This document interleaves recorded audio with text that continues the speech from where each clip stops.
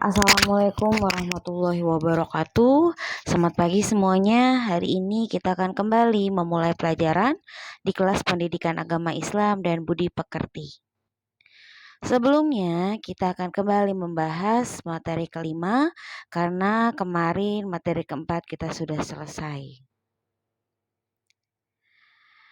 Baik, untuk materi hari ini silahkan kalian pahami dan kalian cermati karena seperti biasa Ibu akan bertanya setelah materi ini selesai di grup.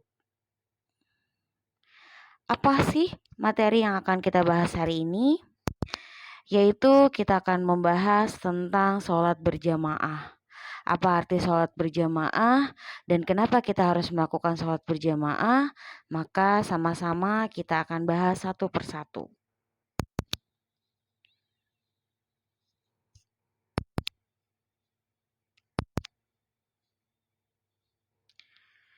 Sebelum kita membahas sholat berjamaah, kita harus tahu apakah itu arti dari sholat dan kenapa kita harus melakukannya dan apa saja kewajiban dan ketentuan yang harus kita lakukan. Yang pertama, kita harus tahu sholat itu adalah satu ibadah wajib yang dilakukan oleh semua umat muslim atau umat Islam tanpa terkecuali.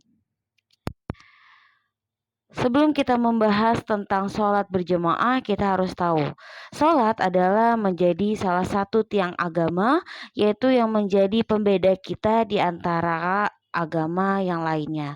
Karena keimanan seseorang yaitu selain dari cara kita menunjukkannya dengan cara beriman kepada Allah, yaitu dengan cara melakukan sholat 5 waktu. Lalu apa saja sih sholat yang harus kita tahu?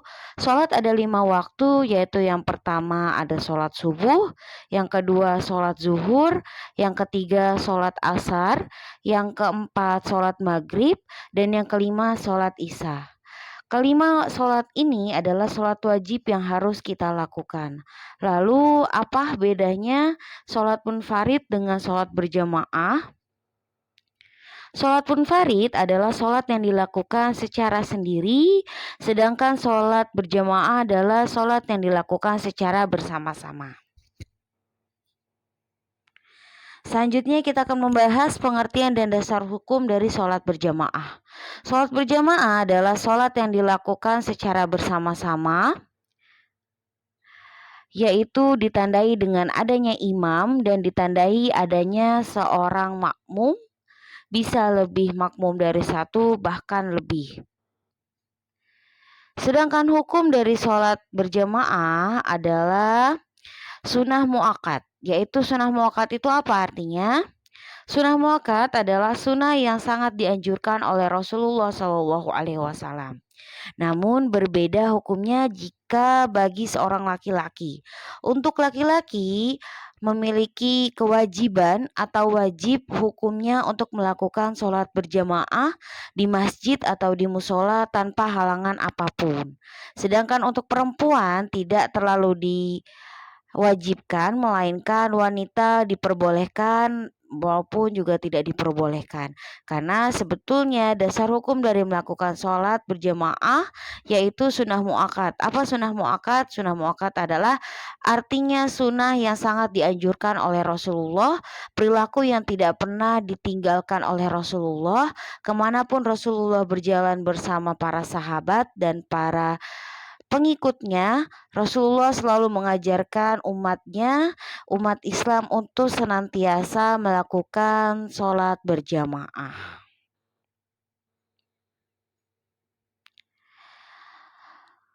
Lalu ada di dalam hadis apakah dan firman apakah tentang sholat berjamaah? Sholat berjamaah Allah terangkan di dalam firman-Nya, yaitu di dalam Surat An-Nisa ayat ke-102 yang ayatnya kalian bisa baca di layar. Ibu akan membacakan artinya saja, yaitu dan apabila kamu berada di tengah-tengah mereka atau sahabatmu, lalu kamu hendaklah dirikanlah sholat bersama-sama mereka. Maka hendaklah segolongan dari mereka berdiri mendirikan sholatnya bersamamu dan menyandang senjata. Nah, arti dari firman Allah Subhanahu wa taala di dalam surat An-Nisa ayat ke-102 adalah Rasulullah Shallallahu alaihi wasallam kembali mengajarkan kita dan kembali mempraktekkan kepada kita melakukan sholat berjamaah apapun keadaannya.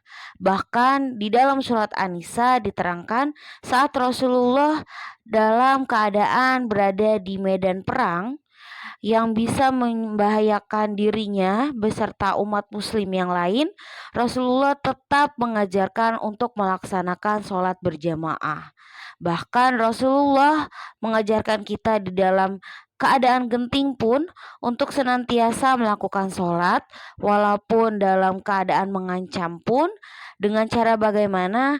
Dengan cara bergantian atau menutupi orang yang sedang sholat. Bahkan di dalam hadis atau di dalam firman Allah pernah diterangkan yang bunyinya, apabila dalam keadaan genting maka tetaplah sholat. Maka jika dalam keadaan genting, kamu boleh sambil memegang senjata untuk melindungi dirimu. Itu adalah penjelasan bagaimana sikap Rasulullah yang tidak pernah meninggalkan sikap atau salah satu contoh dari sunnah muakkad, sunnah yang selalu dikerjakan oleh Rasulullah Shallallahu alaihi wasallam. Baik. Bahkan pahala dari mengerjakan sholat berjamaah dibandingkan sholat munfarid yaitu sangatlah berbeda. Orang yang melakukan beribadah sholat berjamaah mendapatkan pahala 27 derajat. Sedangkan orang yang sholat sendiri tidak mendapatkan 27 derajat. Kenapa demikian? Karena langkah orang yang mengerjakan sholat berjamaah hanya di jalannya pun sudah mendapatkan pahala. Duduknya di masjid pun mendapatkan pahala. Mendengarkan azan dan mendengarkan qomat pun mendapat pahala.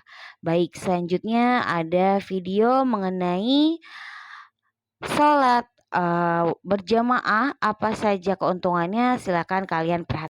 Bismillahirrahmanirrahim. Menjaga sholat 5 waktu. Menjaga. Ini benteng pertahanan bagaimana orang itu bisa istiqomah. Yang pertama dihisap pada hari kiamat itu apa? Sholat. Sholatnya bagus, lainnya bagus. Tapi kalau sholatnya nggak bagus, yang lainnya nggak akan bagus. Maka di surat Hud, ketika Allah perintahkan kepada Rasul SAW untuk istiqamah, di ayat 112 Allah katakan fastaqim kama umirta. Kemudian di ayat 114 Allah mengatakan wa aqimis shalah, dirikan sholat. Tarafayin nahar wa zulafan minal lail. Mendirikan sholat 5 waktu, di pagi hari, di sore hari, sholat subuh, zuhur, asar, maghrib, isya, wa zulafan minal lail, dan di malam hari waktu kau dirikan sholat. Kenapa? Innal hasanat yudhibnas sayyi'at. Kebaikan itu akan menghapuskan dosa. Kita nggak akan terlepas dari dosa, tapi dengan sholat kita jaga, mau nggak mau dosa ini akan digerus terus sampai habis dengan kita sholat.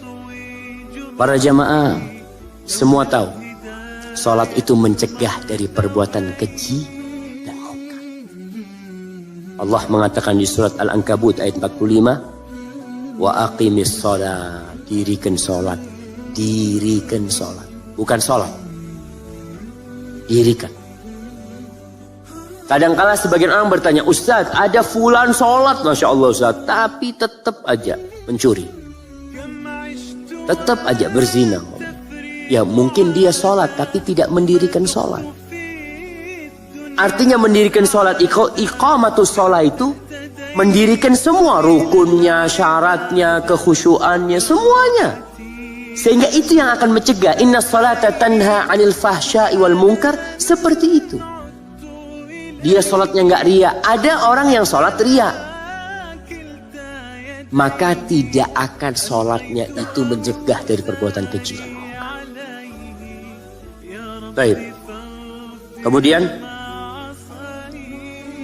sholatnya berjamaah di masjid.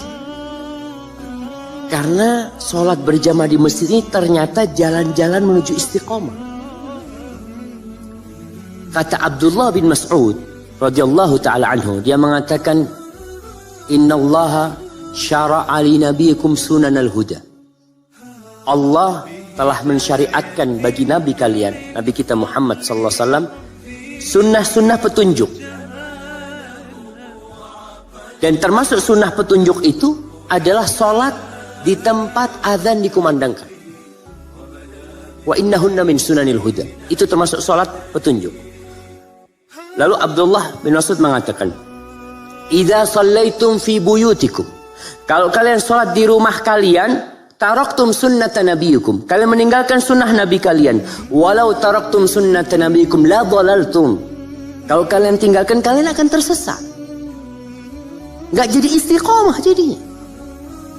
Di sini kita bisa sadar, memahami kenapa sebagian sahabat itu dalam kondisi dia penuh keterbatasan tetap disuruh ke masjid. Abdullah bin Ummi Maktum dalam kondisi buta ke masjid. Kenapa? Itu sunnah petunjuk supaya dia tetap di atas jalan istiqomah ini. Sebagian sahabat kata Abdullah bin Mas'ud, itu yuhada bihi bainar rajulain. Diangkat, dua orang yang angkat untuk diberdirikan di shaf jemaah. Dia itu sudah uzur, bukan sudah uzur nggak apa-apa, tapi dia kepingin tetap di atas keistiqomahan itu. Kalau sekarang alhamdulillah ada kursi roda umpamanya. Alhamdulillah ada orang-orang yang memang dia uzur, nggak wajib bagi dia, nggak. Oh di rumah nggak apa-apa, tapi demi untuk keistiqomahan, fadhil kau datang ke masjid kalau mampu berangkat ke masjid. Oke, baik. Tadi kalian sudah menyaksikan video yang tadi sudah Ibu putarkan. Di dalam video tersebut menerangkan bahwa Rasulullah Shallallahu Alaihi Wasallam mengajarkan kepada kita umat Islam, umat pengikutnya untuk senantiasa melakukan sholat berjamaah. Karena sholat berjamaah adalah menuntun kalian dalam kehidupan istiqomah yang membawa kebaikan. Karena satu kebaikan akan membuat dosa-dosa kita ya akan tergerus sedikit demi sedikit sehingga hilang. Dari video tersebut menerangkan bahwa Rasulullah Shallallahu Alaihi Wasallam tidak pernah meninggalkan sedikit pun dari perilaku senang beribadah di musola atau di masjid. Apalagi untuk seorang laki-laki, karena Rasulullah Shallallahu Alaihi Wasallam mengajarkan bahkan mewajibkan bagi seorang laki-laki untuk senantiasa melakukan sholat berjamaah di masjid. Sedangkan perempuan boleh di masjid tetapi tidak diwajibkan, melainkan malah perempuan lebih baik di dalam rumah melakukan berjamaah di dalam rumah. Tetapi jika bersama mahramnya atau bersama orang tua diridhoi mengerjakan sholat di musola, maka hukumnya diperbolehkan. Tetapi jika belum ada mahramnya dan tidak ada orang yang menemani ke masjid atau di musola, karena ditakutkan seorang perempuan menimbulkan syahwat, karena bagi perempuan itu walaupun mudah, tapi biasanya di luar itu orang memandangnya berbeda dari tatapan ketika memandang perempuan dan ketika memandang laki-laki, maka lebih baik mengerjakan sholatnya di rumah. Bahkan di dalam video tersebut Rasulullah mengajarkan untuk mengerjakan sholat berjamaah di masjid karena itu adalah salah satu sikap yang dianjurkan bahkan yang diperintahkan, yang dicontohkan oleh Rasulullah.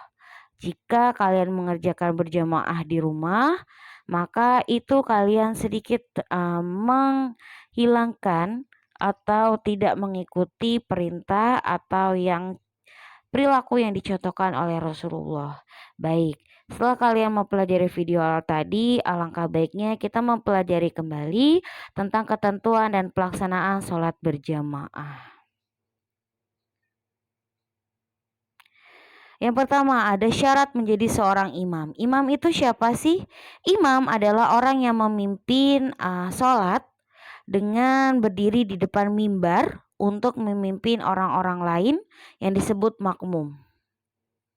Yang pertama adalah imam harus seorang laki-laki. Jika imamnya seorang perempuan, maka perempuan harus memiliki makmum seorang perempuan, tidak boleh laki-laki. Dan yang kedua adalah berakal sehat. Yang ketiga, seseorang yang fasih membaca Al-Quran. Yang keempat, yang berakhlak mulia.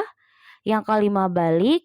Yang keenam, jika banyak yang fasih Al-Quran, silakan memilih yang lebih tua. Dan yang terakhir, jika kalian berjamaah atau sholat di rumah seseorang ketika bertamu, hendaklah orang yang menjadi tuan rumah menjadi imamnya. Lalu bagaimana Bu jika saya sholat, misalnya kamu laki-laki. Saya sholat bersama ibu saya seorang laki-laki dan ibu saya seorang perempuan. Jika laki-laki tersebut belum balik atau belum mencapai usia dewasa, yang belum dan juga dia belum berkewajiban untuk menjadi pemimpin, maka diperbolehkan menjadi makmum ibu kamu. Tapi berbeda jika laki-laki atau kamu sudah dalam keadaan balik atau ditandai dengan mimpi basah dan suaranya lebih besar, bahkan tumbuh jakun, kumis, dan juga jenggot, itu tidak diperbolehkan untuk menjadi makmum ibu kamu, bahkan hukumnya haram. Jika dalam keadaan begitu, kamu harus menjadi imam bagi ibu kamu. Tetapi jika kamu rasa bacaan Al-Quran kamu masih banyak yang salah, bahkan banyak yang belepotan, maka dianjurkan kalian mengerjakan sendiri, tidak mengerjakan berjamaah karena ditakutkan bacaan kamu saja belum betul. Maka dari itu, bagi seorang laki-laki wajib hukumnya untuk benar-benar memahami hukum agama, lalu juga memahami syariat agama, cara-cara melakukan sholat, dan juga kalian juga untuk laki-laki wajib untuk mengetahui apa saja yang bisa membatalkan bahkan mensahkan kamu menjadi seorang imam, makmum, dan juga saat melakukan sholat. Karena kenapa demikian? Laki-laki adalah sebagai pemimpin, sedangkan perempuan biasanya atau menjadi makmum bagi seorang laki-laki. Maka untuk kalian yang laki-laki harus benar-benar tahu minimal kalian bisa membaca Al-Quran dan juga bisa menghafalkan atau melantunkan surat-surat pendek.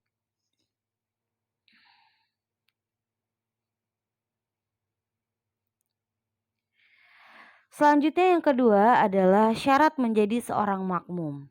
Syarat yang dilakukan atau melakukan sholat berjamaah adanya seorang imam dan seorang makmum. Boleh makmumnya lebih dari satu, boleh makmumnya satu. Yang pertama adalah berniat mengikuti sholat berjamaah. Yang kedua, mendengar imam dengan baik. Yang ketiga, tidak mendahului imam.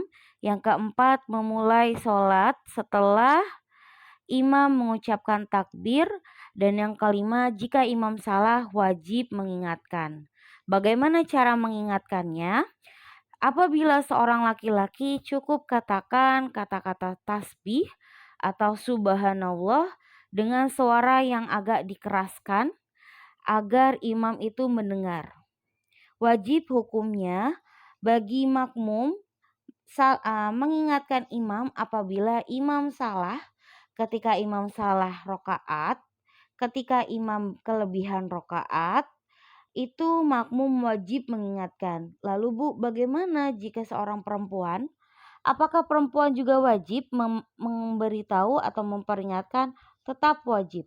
Tetapi bedanya jika seorang laki-laki mengucapkan kalimat tasbih, subhanallah, tetapi kalau untuk perempuan cukup memukul paha kamu sehingga terdengar suaranya keras, itu sudah menjadi satu perilaku baik bagi seorang makmum yang mengingatkan kepada imam.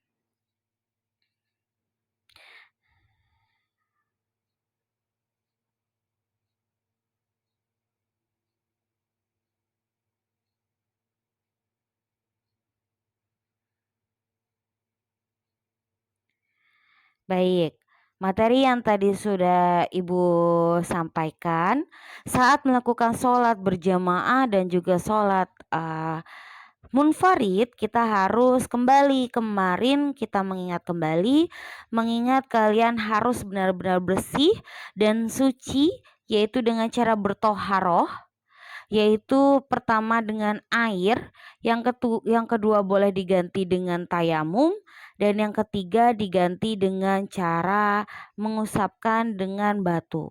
Itu adalah 3 benda yang bisa membersihkan kamu. Tetapi bagaimana cara kita menjaga sholat kita, yaitu dengan cara senantiasa menjaga wudhu kita seperti praktek yang sudah kalian kerjakan. Dan juga jika tidak ada air bisa diganti dengan bertayamum dengan debu, dan itu sudah menjadikan diri kamu siap dalam melakukan ibadah kepada Allah Subhanahu wa taala. Baik, dari materi yang Ibu sampaikan, apakah dapat dipahami? Jika kalian paham, silakan kalian komentar di grup. Saya paham dan saya siap melanjutkan pelajaran hari ini. Terima kasih.